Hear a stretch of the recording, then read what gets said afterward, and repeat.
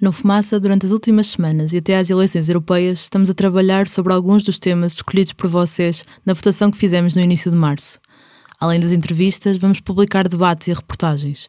Procuramos questionar e escrutinar o que foi feito, o que ficou por fazer e as implicações das decisões tomadas nas instâncias europeias nas vésperas de uma das suas mais importantes eleições. Se isto também é importante para ti e acreditas no trabalho que fazemos, considera contribuir para que este projeto de jornalismo independente continue a existir. Queremos criar o primeiro projeto português totalmente financiado por quem nos ouve, vê e lê. Para isso, precisamos de ti.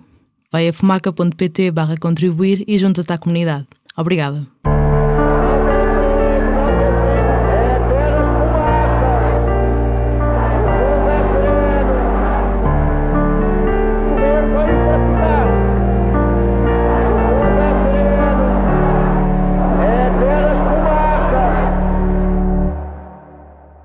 Seja toda a gente bem-vindo ao É Apenas Fumaça, um programa Fumaça onde se fala sobre a sociedade com quem quer falar sobre ela. Eu sou o Ricardo Esteves Ribeiro. Hoje temos como convidado Carlos Coelho, eurodeputado português desde 1994, apesar de não ter cumprido um dos mandatos até ao fim, e sétimo lugar na lista do PSD às eleições europeias deste maio. Foi relator de várias peças legislativas sobre o espaço Schengen, incluindo o relatório anual sobre o espaço Schengen de 2018.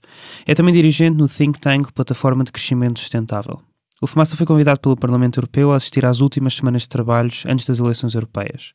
Esta entrevista foi gravada na sede oficial, em Estrasburgo, em finais de março. Fiquem com a entrevista. A 14 de junho de 1995 foi assinado o primeiro acordo Schengen há quase 34 anos. Nesta altura assinaram 5 países, França, Alemanha, Benelux, que tinha Bélgica, Países Baixos e Luxemburgo. Hoje são 26 países e mais de 400 milhões de pessoas beneficiam do espaço Schengen. O que é que isto quer dizer? O que é que quer dizer o espaço Schengen? O espaço Schengen significa liberdade de circulação. Significa que não há fronteiras físicas entre os Estados. Eu sei que para um jovem hoje isso é um dado adquirido, mas para a minha geração não era. Nós passávamos horas nas filas entre Portugal e Espanha e tínhamos limitação nos produtos que podíamos trazer de Espanha. Não podíamos trazer mais do que uma garrafa de Gin Gordons ou 2 pacotes de caramelos. Coisas que hoje nos parecem ridículas, na altura eram assim. E hoje temos a liberdade de circulação. Isso significa que qualquer português pode deslocar-se para qualquer outro país europeu, pode deslocar-se como turista, pode ir trabalhar, pode ir estudar, e nesse país não é considerado nem imigrante nem estrangeiro. Ele é considerado cidadão e tem direitos de cidadania. Isso é uma revolução. Na prática, nós abrimos o espaço da Europa a todos os europeus. Isso não tem preço.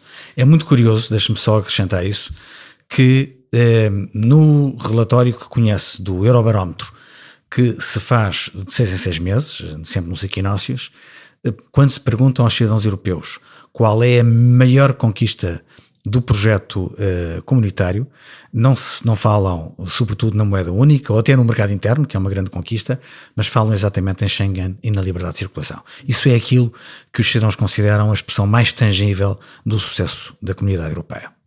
Num relatório do qual foi relator, aprovado em maio de 2018, sobre o funcionamento do espaço Schengen, lê-se: os 3 últimos anos foram terríveis, com o Schengen sob enorme pressão. O que é que isto quer dizer na prática? Quer dizer que houve um conjunto de países que cederam ao discurso populista de que o que é necessário é reforçar os controlos nas fronteiras internas, e reintroduziram controlos nas fronteiras internas, isto é, dificultaram a liberdade de circulação, quer de pessoas, quer de bens e serviços. Isso é exatamente o contrário daquilo que estávamos a referir, deste sucesso do projeto europeu. Que países é que foram esses? Não, foram diversos, talvez os mais conhecidos com um caráter mais negativo, seja, por exemplo, a Hungria, outros que fizeram por boas razões, mas com consequências negativas, foram a Alemanha. Quais é que foram as boas razões, no caso da Alemanha? Foi conseguir gerir o fluxo de refugiados. Quer dizer, quando você tem 1 milhão de pessoas a entrarem no seu território, se não tiver nenhum tipo de controle na fronteira, não está em condições sequer de fazer a identificação das pessoas que precisam de ajuda, de cuidados de saúde imediatos, grávidas, doentes, etc. Nem consegue assegurar que os serviços de apoio do Estado estão a ser dados com eficácia. E, portanto, a Alemanha, face ao fluxo, sentiu necessidade de controlar melhor as fronteiras. Eu percebo isso, nunca critiquei porque a medida foi tomada por boas razões, mas não pude deixar de sublinhar a consequência negativa que isso tem em termos de efeito dominó, isto é, outros países que dizem se a Alemanha faz, eu também posso fazer. A Bélgica, Dinamarca, a Áustria, a Eslovénia, a Suécia, a Noruega, até a França, quando teve em estado de emergência a seguir a França, a um estado...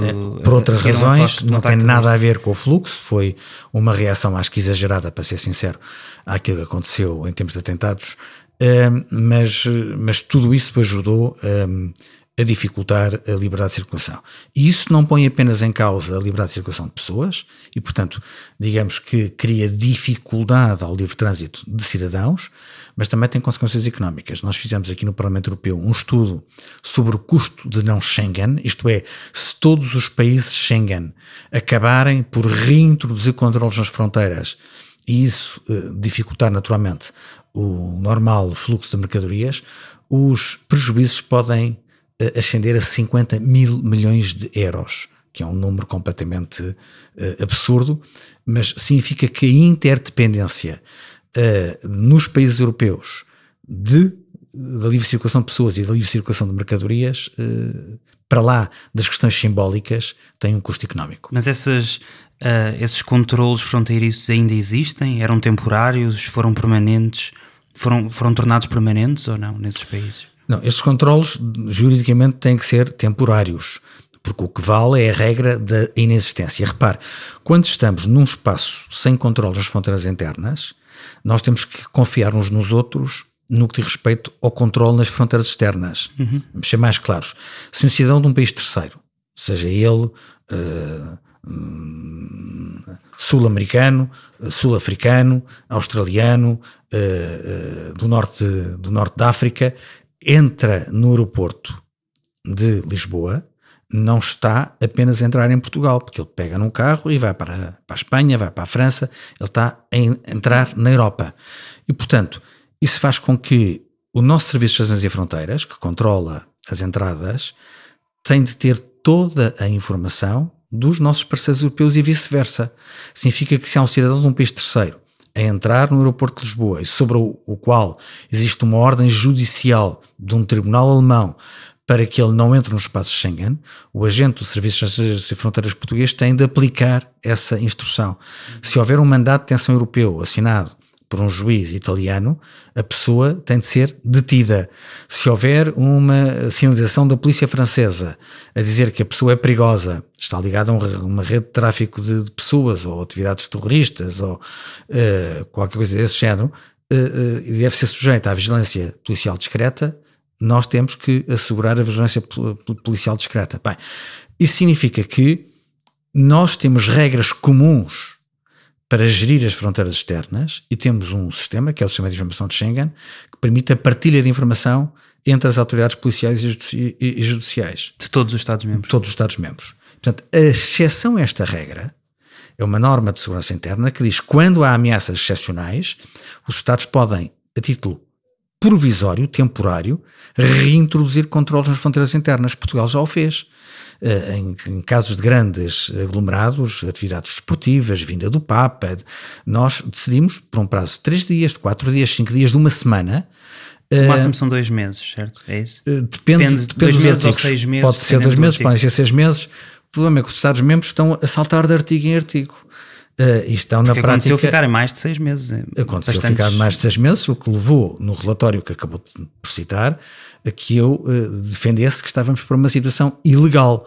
Isto é, houve Estados-membros que ultrapassaram os limites que estão previstos na lei comunitária e, portanto, tinham controlos que eu acho que são ilegais. E o que é que acontece a esses Estados? Não aconteceu nada para além da denúncia política, porque esses Estados foram inteligentes na forma como utilizaram a lei de Schengen e, portanto, foram mudando de artigo para artigo. Trata-se de uma fraude à lei, mas sob o ponto de vista da aplicação não há uma polícia nem uma autoridade supranacional que diga os senhores infringiram a lei, são detidos por causa disso e, portanto, os Estados continuam a invocar que é um direito soberano de segurança nacional assegurar todas as medidas que creem necessárias, designadamente o controle das suas fronteiras internas por período indeterminado. No passado dezembro, uma moção para a aplicação na totalidade do Acordo de Schengen à Bulgária e à Roménia foi aprovada por maioria no Parlamento Europeu. Desde 2011 que estes dois países tinham já sido previamente aceitos no espaço. Porquê é que isto demorou tanto tempo? Por uma simples razão, porque o tratado de adesão desses países prevê que essa decisão é tomada por unanimidade no Conselho. E a despeito de todos os processos de avaliação provarem que esses dois países estão em condições de entrar no espaço Schengen, não há maioria no Conselho para tomar essa decisão. A unanimidade. A maioria neste caso que é a unanimidade. Portanto, não há o conjunto de Estados necessários para que a decisão seja tomada. E isso faz com que... Mas porquê? Quem é que não é a favor neste momento no Conselho? Há sempre um Estado-membro flutuante. O Estado-membro que tem sido mais persistente tem sido a Holanda. Há rumores de que por trás desses Estados estará também a Alemanha.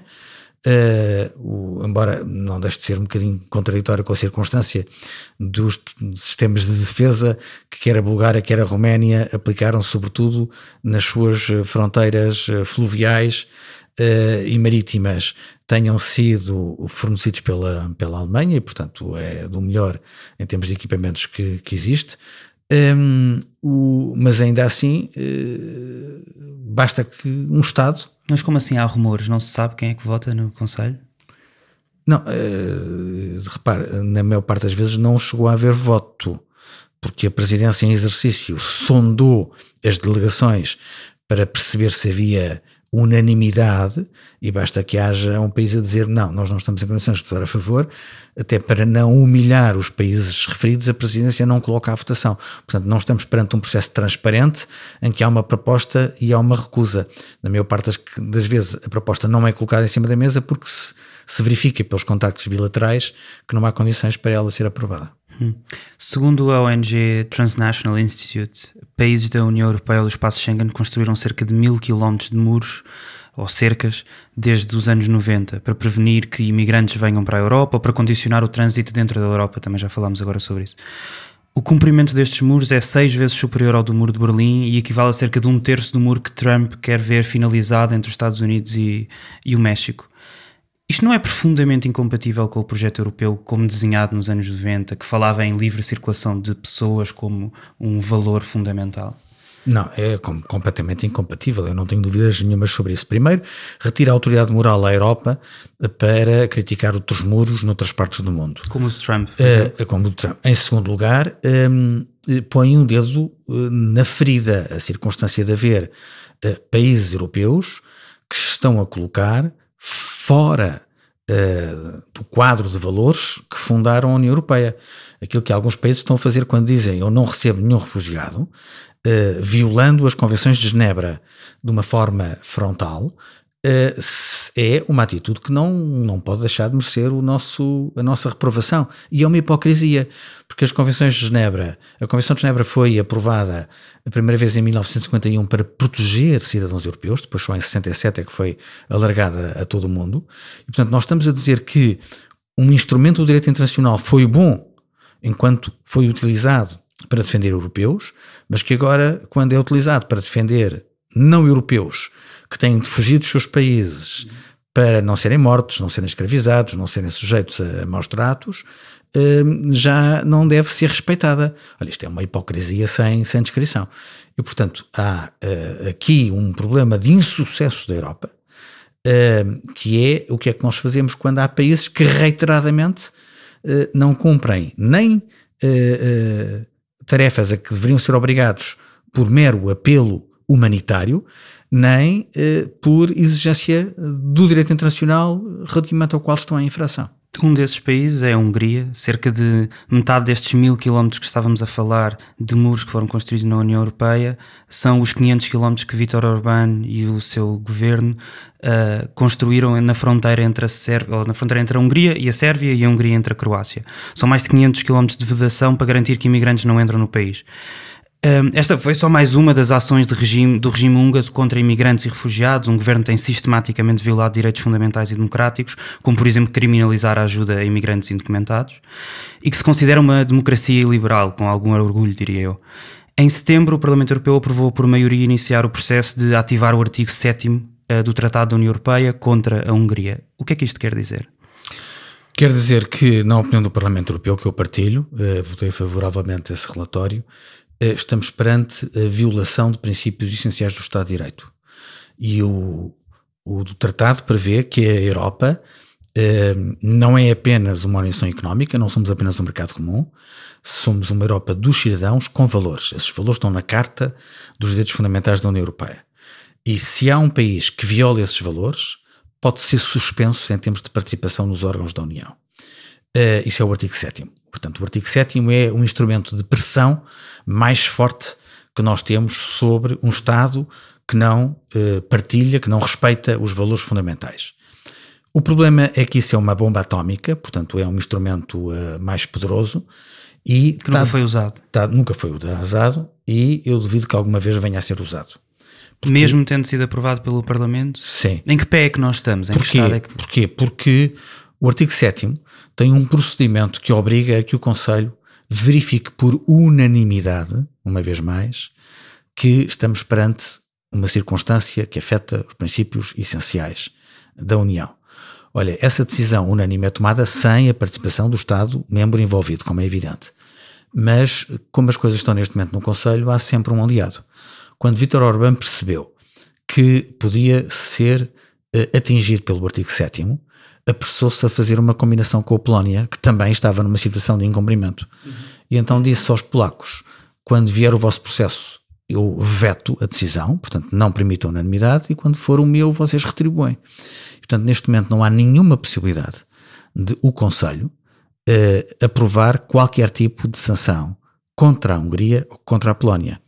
E se juntarmos a isso os outros países de Visegrado, a saber a República Checa e a Eslováquia, é evidente que nunca vai haver unanimidade no Conselho, porque estes países estão numa atitude de total resistência a receber refugiados. Mas acha que aquilo que devia acontecer era que a Hungria deveria ser suspensa de alguns dos seus direitos que tem, como por exemplo votar no Conselho? Eu acho que porque essa é uma das possibilidades. Eu acho que há países que estão na União Europeia numa deriva que afeta os princípios fundamentais do Estado de Direito Democrático. E esses países não são apenas a Hungria, ou a Polónia, ou a Eslováquia, ou Malta, ou a Roménia, ou até a Itália. Mas estes são talvez os casos mais graves. E a inexistência de uma resposta coletiva da parte da Europa está, de certa forma, a incentivar os Estados que querem ter comportamentos que violam princípios basilares do Estado de Direito Democrático. E isso não deixa de me preocupar. A semana passada, no dia 20, nós estamos a gravar no dia 27, o Partido Popular Europeu, do qual faz parte e do qual o PSD faz parte, e também o CDS-PP, votou para suspender o Fidesz de Viktor Orbán até que cumpra uma série de requisitos. Vai haver uma avaliação até ao final do ano. Faltou coragem ao PPE para expulsar o Fidesz do partido? Eu não sei se foi uma questão de coragem, se foi uma questão de valorizar mais os interesses eleitorais, para ser sincero. Mas se me pergunta se eu estou otimista relativamente a este processo, não estou nada. Eu acho que Viktor Orbán não vai cumprir nenhuma das condições e vamos chegar ao final do ano exatamente na situação em que estamos hoje. E uma vez mais o PPE vai estar confrontado com a decisão do que é que vai fazer na altura. Assume a decisão de expulsar o Fidesz por considerar que não partilha os seus valores fundacionais, ou vai adiar uma vez mais e criar um outro processo e uma outra comissão de análise. Vamos ver na altura, mas isto de adiar as decisões sem nenhuma consequência já faz lembrar um bocadinho a relação dos britânicos com a União Europeia.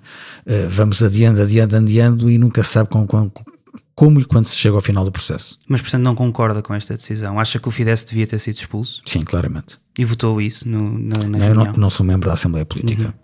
O Rui Tavares, ex-eurodeputado português e cabeça de lista do Partido Livre às eleições europeias, que em 2013 publicou um relatório sobre os direitos fundamentais na Hungria, portanto já há 6 anos que isto é um tema na União Europeia, escreveu esta semana também um artigo no Público em que diz: o calendário deste procedimento é revelador do cinismo com que ele foi decidido. Ora bem, é suspensa 2 meses das eleições para não atrapalhar demasiado, mas a sua avaliação sairá em setembro após as eleições, mas a tempo de se perceber se o Weber, que é do PPE e vai ser provavelmente candidato à Comissão, precisa dos votos húngaros para chegar à presidência da Comissão Europeia. Isto não é a suspensão de Orbán coisa nenhuma, é uma suspensão da decência democrática, é uma suspensão da vergonha na cara. Em conclusão, e sem mais paciência para farsas, acuso Manfred Weber de deitar os valores da UE para a fogueira em nome da sua carreira política. Acuso todos os partidos do PPE que votaram por esta fraude de suspensão, incluindo os portugueses PSD e CDS, de serem cúmplices com o desmantelamento do Estado de Direito na UE. O PSD é cúmplice do desmantelamento do Estado de Direito? Eu acho que essa afirmação é um bocadinho forte. Eu acho que o PSD não é cúmplice do desmantelamento do Estado de Direito. Mas compreendo a incomodidade de Rui Tavares. Rui Tavares fez um trabalho no Parlamento Europeu notável.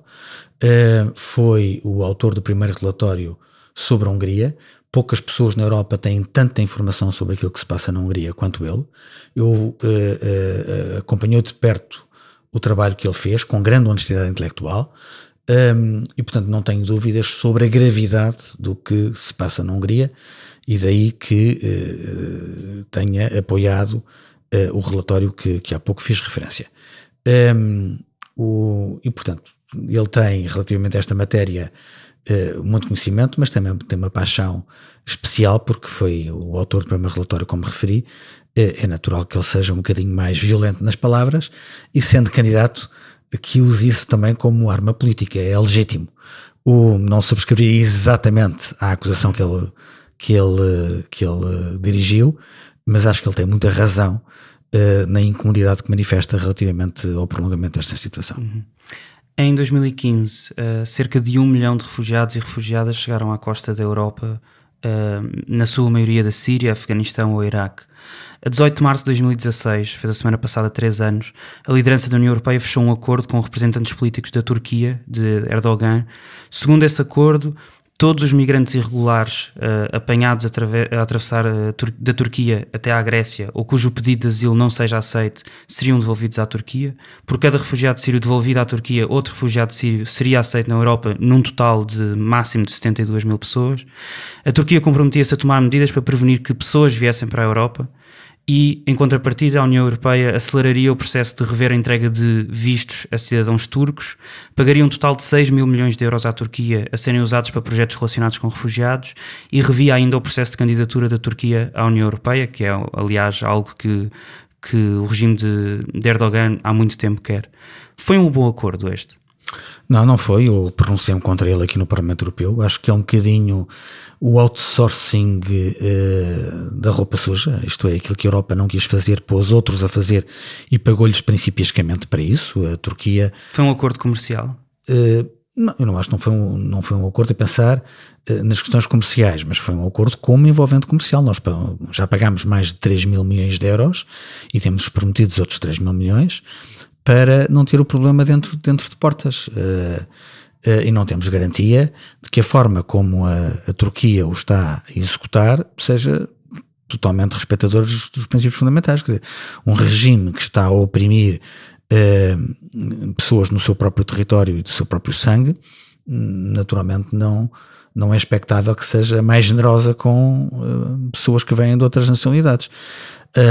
Agora, isto, em bom rigor, nem sequer foi um acordo, foi uma declaração. Foi uma forma de exportar para outros a responsabilidade de um trabalho sujo que nós não quisemos fazer nas nossas próprias fronteiras. Devia ter ido ao Parlamento? Devia ter sido votado no Parlamento? Não, devia ter sido um acordo com regras e com formas de acompanhamento e controlos, o que não foi. Mais grave do que o acordo com a Turquia é a circunstância de haver pessoas no Conselho que defendem a multiplicação deste modelo com outros países que estão em piores condições do que a Turquia. Por exemplo, a defesa de se fazer a mesma coisa com a Líbia. Olha, a Líbia é um país, não digo em guerra civil, mas praticamente, com 2 governos e sem interlocutores válidos na maior parte das circunstâncias. Imaginar que vamos pagar à Líbia para que eles façam o controle nas suas fronteiras é condenar pessoas à morte e, portanto, não parece que isto seja defensável. E é uma declaração da qual a Europa se pode envergonhar. O Parlamento Europeu aprovou também no passado dia 13 de março uma recomendação para o Conselho da União Europeia e a Comissão Europeia suspender as negociações para a Turquia se juntar à União Europeia. Acha que a Turquia se deve juntar à União Europeia neste momento?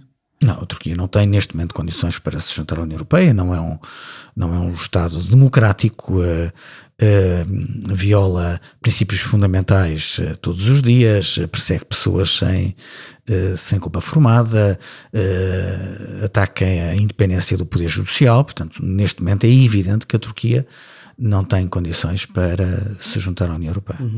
Lê-se no relatório que eu já aqui citei sobre o funcionamento do espaço Schengen, do qual o Carlos foi relator.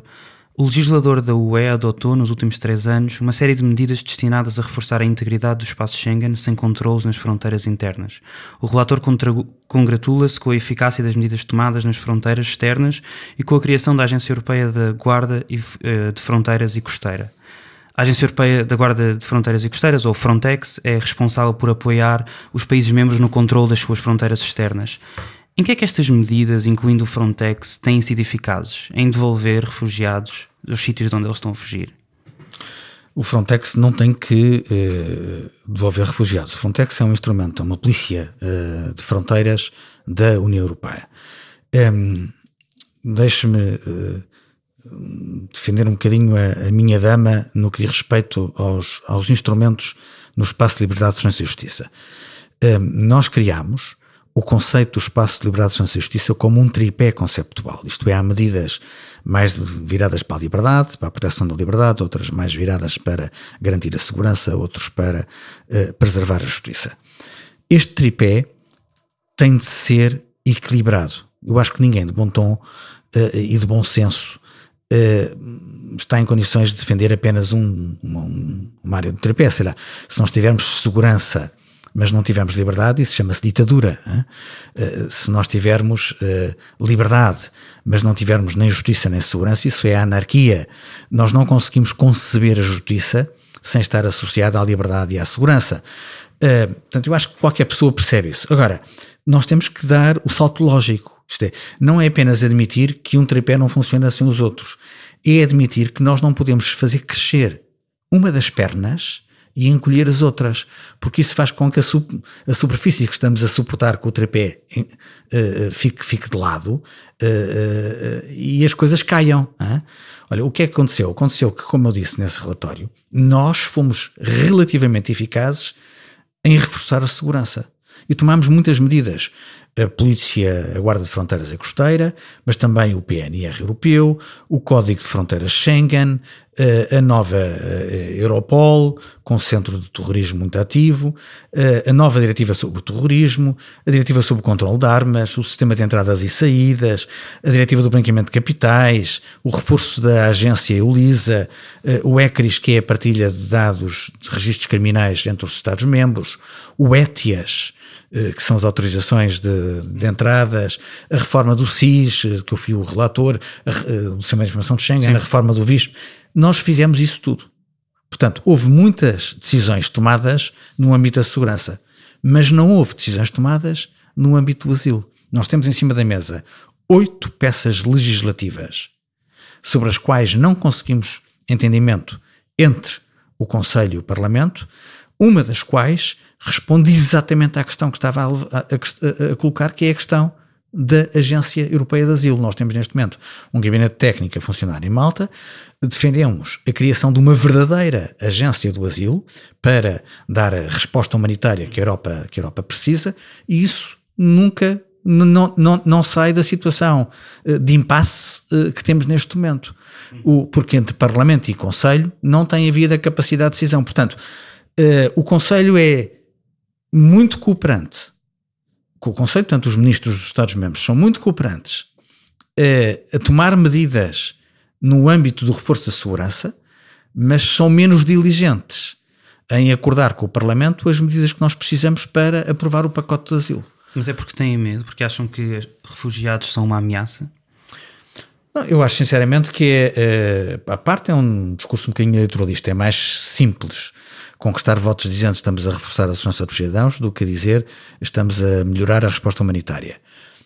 Em segundo lugar, há países, já falámos de alguns deles, a Polónia, a República Checa, a Eslováquia, a Hungria, que consideram que a maior parte destas competências devem ser nacionais e que não devem ser partilhadas.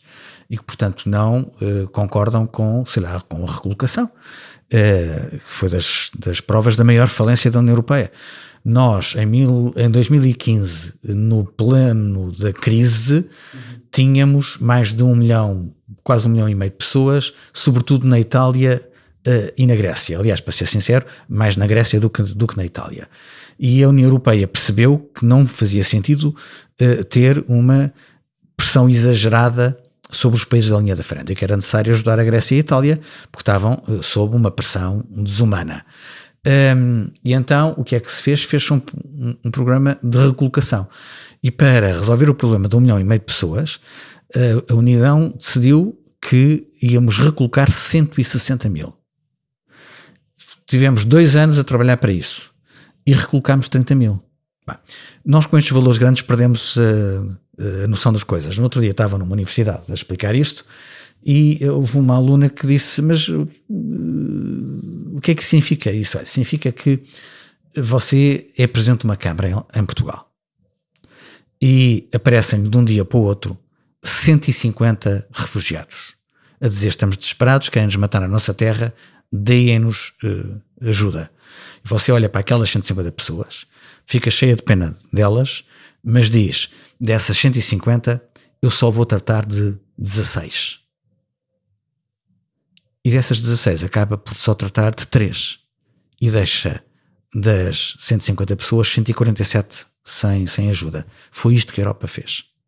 Reduzindo para valores que nós percebemos, esta é a prova da incapacidade de resposta da União Europeia. Mas porquê é que isso aconteceu?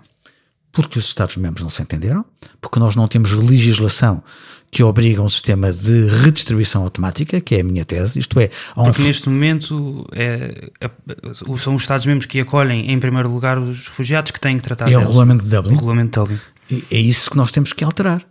É isso que nós temos que alterar. Repare, se nós não temos um espaço com fronteiras internas, quem entra não está a entrar em Portugal, ou na Itália, ou em França, ou em Malta, ou na Hungria, ou na Polónia, ou na Grécia, ou seja onde for. Está a entrar na Europa. Portanto, a Europa tem que ter mecanismos para redistribuir. E vamos ser claros, o fluxo não é desproporcionado. Nós neste momento temos na Europa 4 milhões de pessoas a pedir, a requerer asilo. De acordo com os últimos valores, os valores a dezembro do ano passado, nós estamos com uma taxa de concessão de vistos um bocadinho abaixo dos 50%. Portanto, há mais recusas do que aceitações. Mas vamos admitir que é metade. Destes 4 milhões, nós vamos aceitar 2 milhões.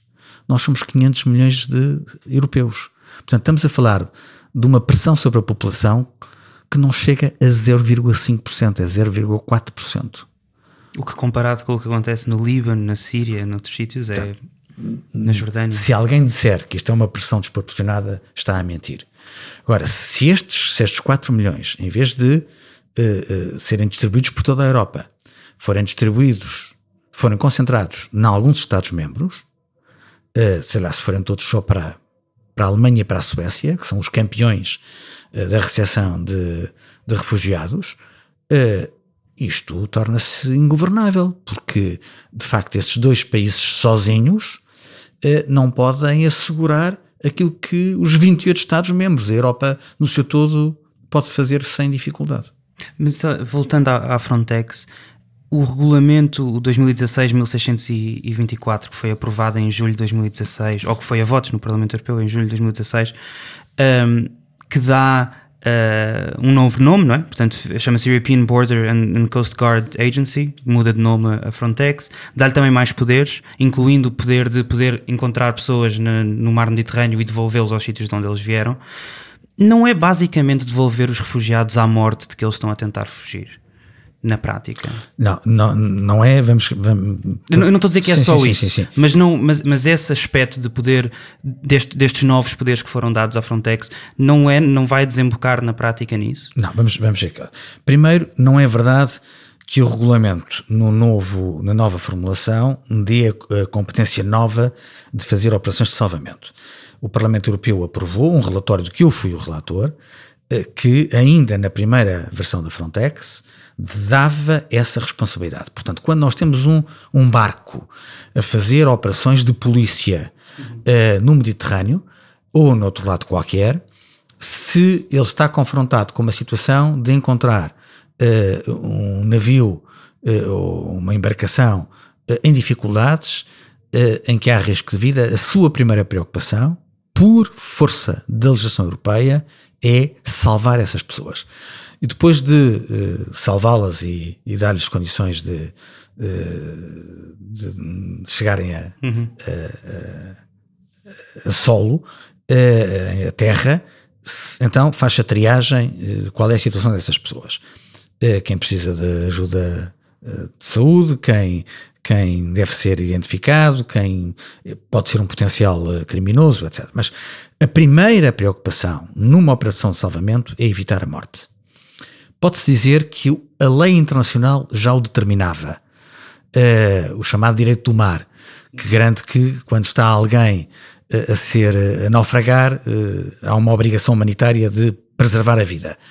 Mas havia dúvidas se isso se aplicava a operações de caráter policial e, portanto, nós fizemos uma lei que negociámos com o Conselho. Eu sei que não foi nada fácil, porque eu fui o relator aqui no Parlamento Europeu, mas aprovámos isso, garantindo que todas as missões com a bandeira europeia têm como primeira preocupação salvar vidas. O que, aliás, na altura, levou a que um alto responsável da Frontex dissesse em ar de escárnio que a Frontex era uma organização policial e não era a Cruz Vermelha. E o Parlamento respondeu, e o Conselho também, e aprovámos, e bem, esta lei. Portanto, essa responsabilidade eles já a tinham. Não estava no regulamento deles, mas estava no regulamento que eles eram obrigados a cumprir. Agora ficou no regulamento deles, mas não vem alterar substancialmente nada. Agora, vamos ser claros, não basta uma pessoa dizer que é refugiado ou requerente de asilo para que seja um refugiado e um requerente de asilo. Há pessoas que mentem. Mentem por razões que nós até humanamente podemos perceber. Pessoas que não têm emprego no seu país, que não têm condições para dar de comer aos seus filhos e que são migrantes económicos, mas como sabem que o regime dos migrantes económicos é um bocadinho mais complicado, disfarçam-se de refugiados e requerentes de asilo. Nós podemos perceber isso sob o ponto de vista humanitário, mas não podemos transigir. Porque se nós dizemos que aceitamos toda a gente na base daquilo que as pessoas dizem, nós vamos ter, isso sim, um problema na Europa. E vamos reduzir a nossa capacidade de acolhimento para aqueles que de facto precisam. Isto é, amanhã não estaremos a receber refugiados porque achamos que quem vem como refugiado não são refugiados, são migrantes económicos. E, portanto, aquilo que fizemos, e é isso que estava a referir-se, é alargar as competências da nova Frontex, da Guarda de Costeira, de Fronteiras e Costeira, de colaborar nas ações de retorno, é devolver à proveniência as pessoas que de facto não são refugiados, que são migrantes económicos, que podem entrar por via da migração legal, mas que não podem entrar apoiados pelos Estados da União como se fossem refugiados que o não são. E como é que qual é que é neste momento existem milhares de estrangeiros e estrangeiras de fora da Europa à espera de regularização da sua situação em Portugal. Alguns esperam há anos até para poderem receber um título de residente.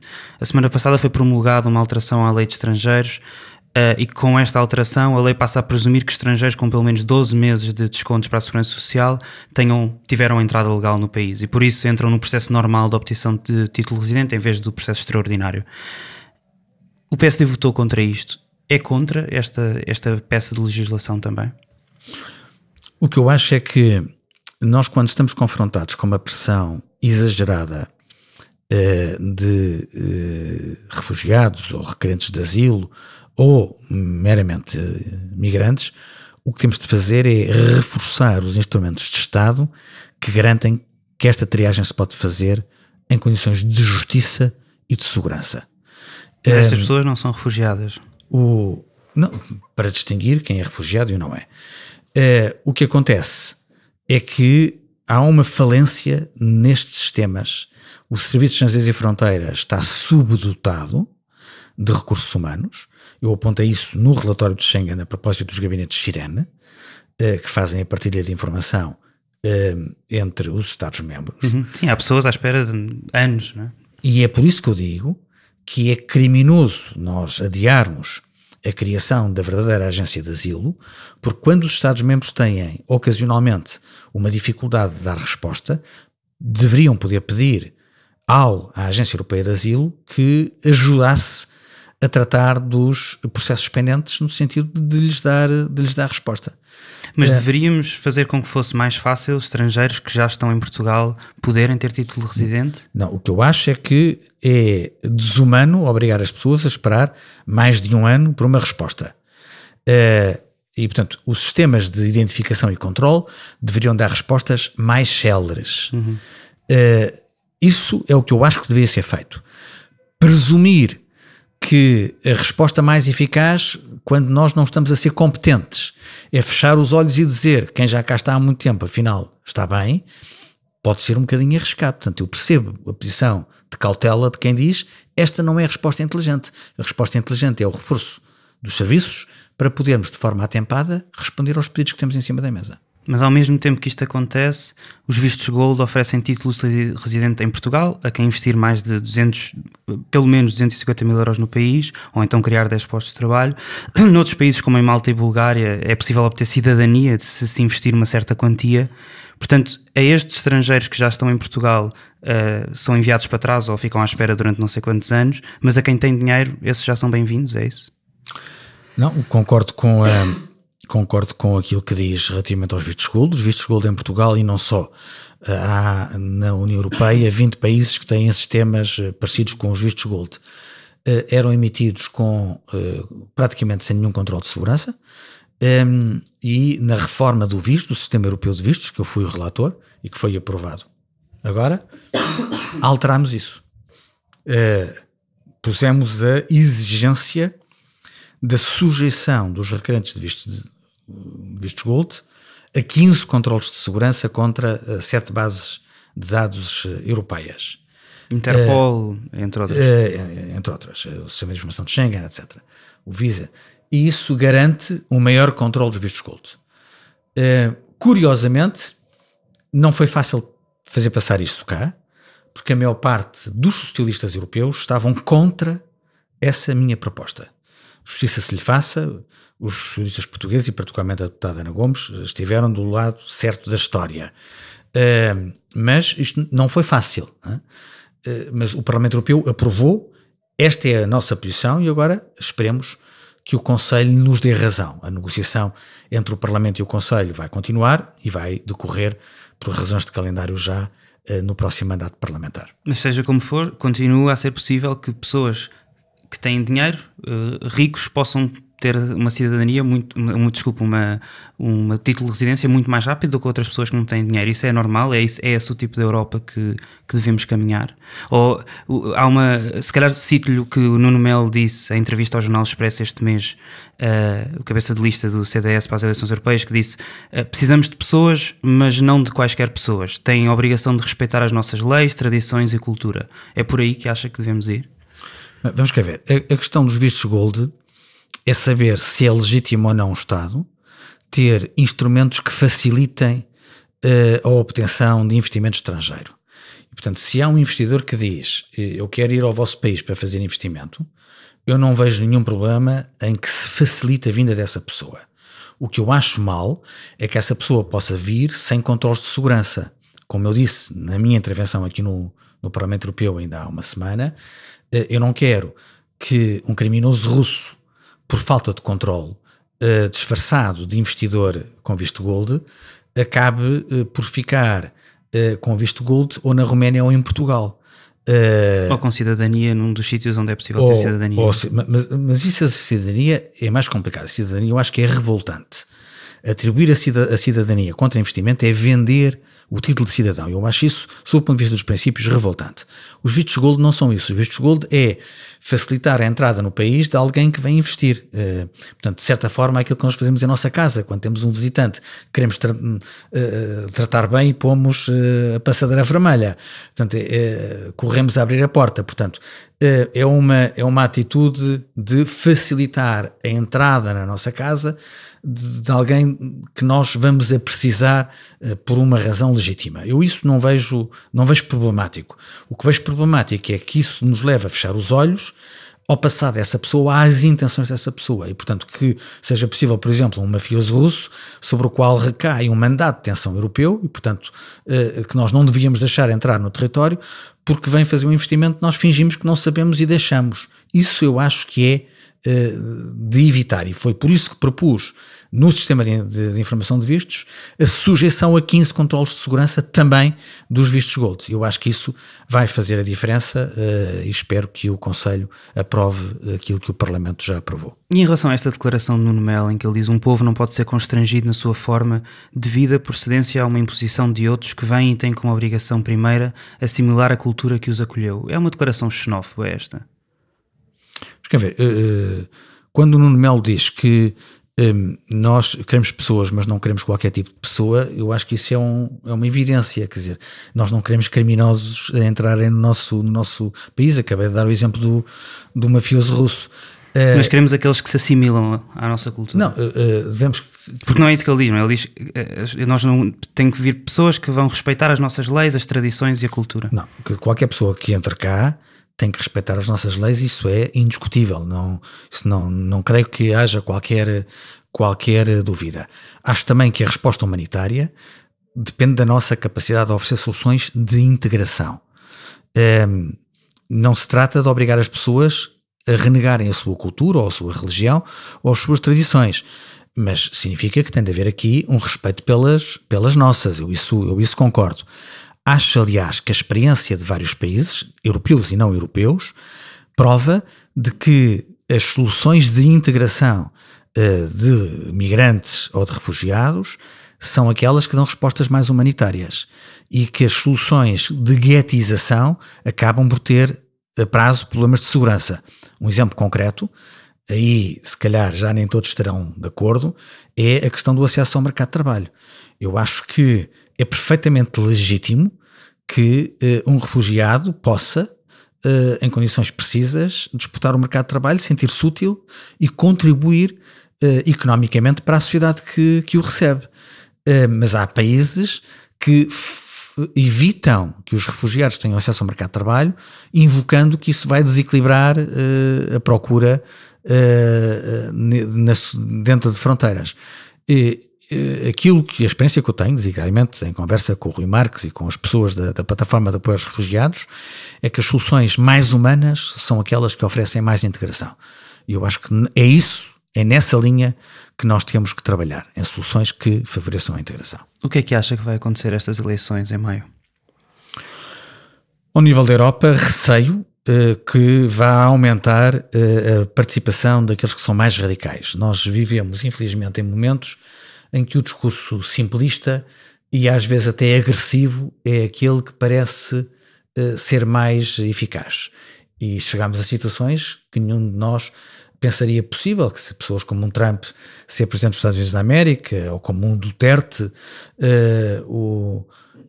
parece que são as políticas mais musculadas, aquelas que têm mais visibilidade eleitoral. Putin, Erdogan, há em todo o mundo pessoas que nos preocupam seriamente, quer no mundo democrático, quer naquele que o não é. E eu receio que isso possa ter algum afloramento nas eleições europeias.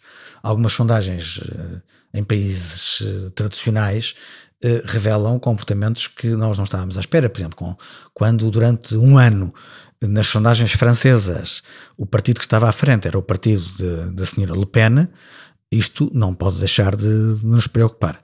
Todas as projeções, são sondagens, dizem que nós vamos ter um grande reforço da extrema-direita, mas dos extremos de uma forma geral, aqui no Parlamento Europeu. Isso faz com que seja mais difícil ter maiorias, designadamente maiorias qualificadas, porque nos processos de decisão, também na codecisão, há maiorias em que nós temos que votar com maioria qualificada, e portanto não basta ter 50% mais um. Se o campo pró-europeu e moderado no Parlamento Europeu é reduzido, vai ser mais difícil nós assumirmos capacidade deliberativa nestes processos de codecisão. Obrigado. Esta foi mais uma entrevista do É Apenas Fumaça, um programa Fumaça onde se fala sobre a sociedade com quem quer falar sobre ela. Obrigado, Carlos Coelho, eurodeputado pelo PSD. Esta entrevista foi preparada por mim, Ricardo Esteves Ribeiro. O Bernardo Afonso fez a edição de som. Fazem ainda parte da equipa Fumaça Ana Freitas, Frederico Raposo, Margarida David Cardoso, Maria Almeida, Mau Tafes, Pedro Miguel Santos, Sofia Rocha, Tomás Pereira e Tomás Pinho. A música é dos Lotus Fever. Houve mais episódios em fumaca.pt, no YouTube, Spotify ou na tua aplicação de podcasts. Se queres ajudar a fazer com que o Fumaça seja financiado por quem nos ouve, vai a fumaca.pt/contribuir. Até já.